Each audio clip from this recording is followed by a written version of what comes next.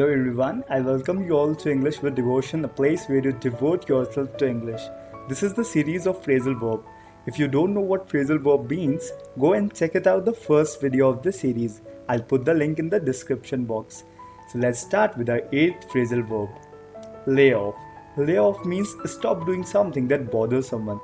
कोई भी ऐसी चीज़ को बंद कर देना जो दूसरे को बहुत ज़्यादा परेशान कर रही हो.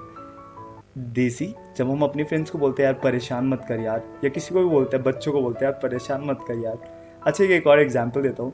आपने देखा होगा कि आप किसी साइलेंट केयर टेकर को जानते हैं जो आपकी साइलेंटली केयर करता है, या फिर कोई आपको परेशान कर रहा होता है तो वो चुपचाप आके डिफेंड कर लेता है या आपका मैटर को रिजॉल्व कर देता है. स्कूल में ऐसा बहुत ज़्यादा होता था.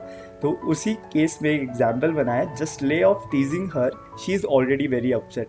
आप से फॉर एग्जाम्पल आप गर्ल हैं और आप बहुत ज़्यादा परेशान हैं, बट आपका एक फ्रेंड है जो शायद चुपके आपको लाइक भी करता है.